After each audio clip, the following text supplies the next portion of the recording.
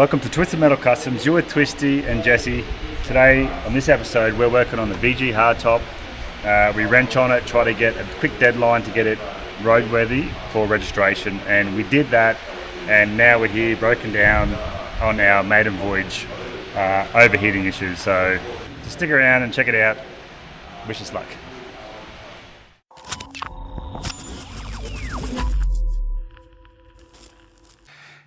G'day, you're with Twisty, Twisted Metal Customs, also with Jesse today. We're working on Jesse's VG Hardtop 1971. We're actually on a time crunch because tomorrow morning at 8 a.m. it's going in for a wheel alignment and also a roadworthy. So we've got a couple of jobs to do on this thing before it's ready to go. One of those things is a Speed Hut speed box.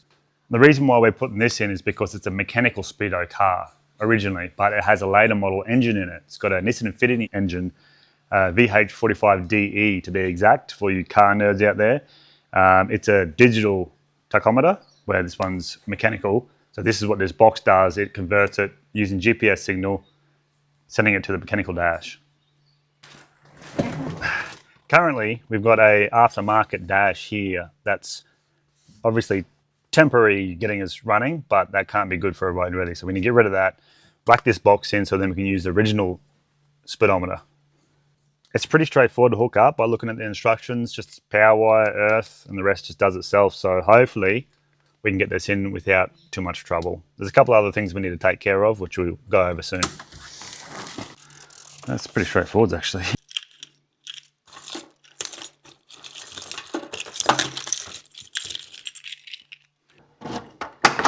Step one is to remove the battery power.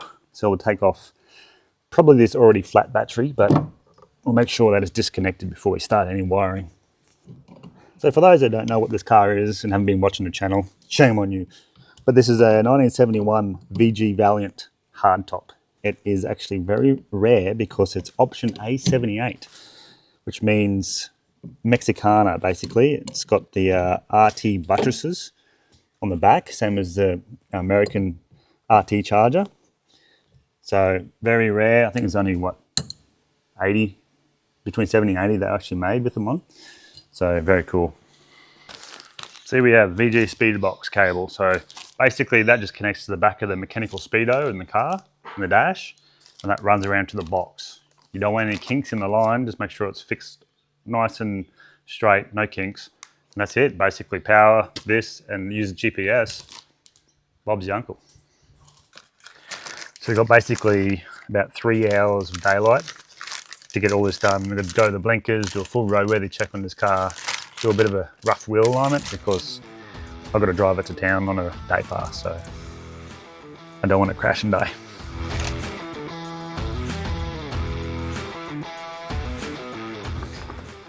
We've all been here before, right? Ow. Oh yeah, it's good for your back.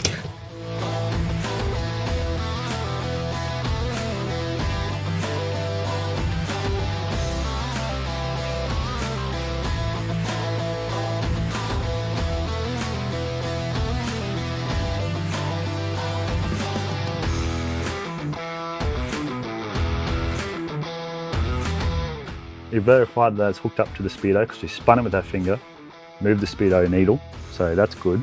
Box are hooked up, now we've just got to get power in the ground.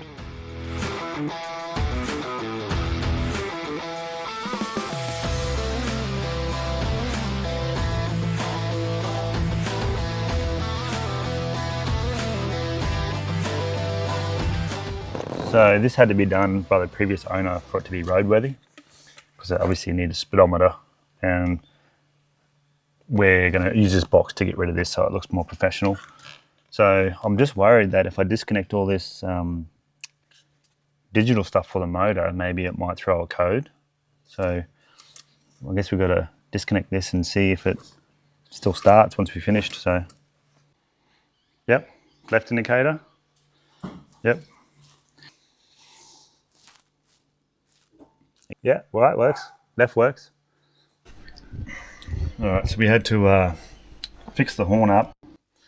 The wiring was all gone, so I just put some new earth inside here.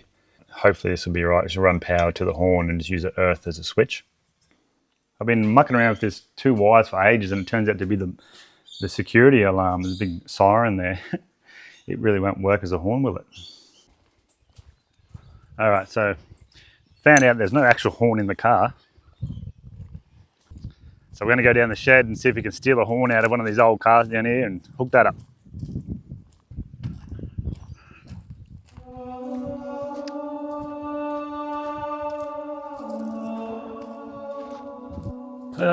See what we have here. Yeah, horn. Yeah, this is what we came for. We'll have to see if it works first, but yoink. Reuse, recycle.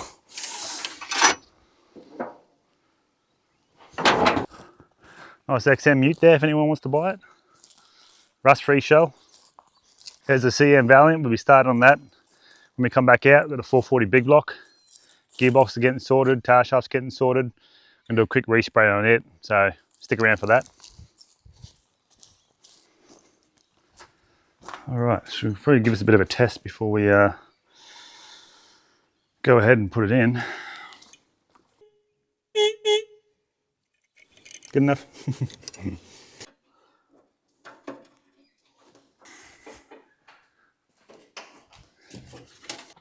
Ignition off. Doesn't sound very manly, but get out of the way. Okie dokie. First of all, apologies, we forgot to put the mic on. I know it's a very significant part of the video, but there's definitely a lot more exhaust sounds later on, so you can rest assured. We did do a quick wheel alignment on the car, and there's a few other bits and pieces just tidy up that we had to do for the roadworthy tomorrow. We're actually taking it for a quick drive before it gets dark, test the lights, the brakes and everything like that. And tomorrow morning it's booked in super early for wheel alignment and then a roadworthy. And for your information, it passed a roadworthy, and the next scene is the maiden voyage the next day. We went for a good day trip and we ended up breaking down, which you saw at the start. Which brings us to now. Okay, so the main issue we have is that it's overheating bad. It's got electric fan on it. Everything else is pretty well as it was when we bought it.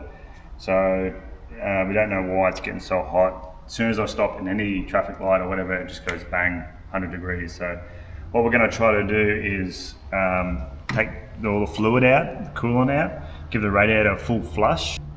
Hopefully by doing this coolant flush will give us enough to get back to the shed at the farm and see if we can maybe get a new radiator core for it or a water pump. So definitely has got an issue. We're about an hour away from home, just went for a drive on the maiden voyage and here we are, broken down.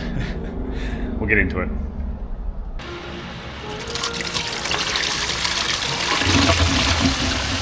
Oh, now it's hot. Oh, it's so hot. It's really cold at the bottom and at the top's red hot. Why are you laughing? I don't know why I decided to stop filming. The little camera popped over the top like. I don't know it.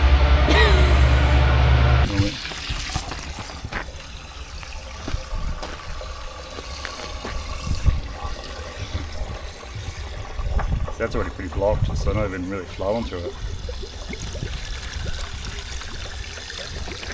To do this properly, you need air and water. Yeah. So you put the air nozzle in.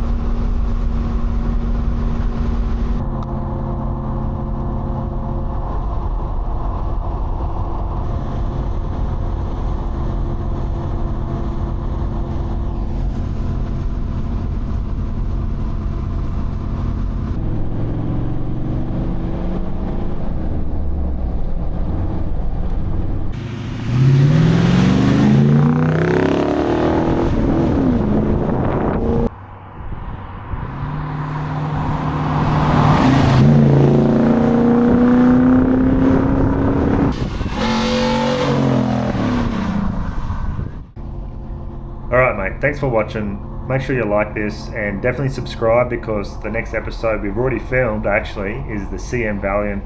We're going to try to do a quick respray on it and see if we can get it ready for the 440 big block that's waiting to go into it. So stick around for that. See you then.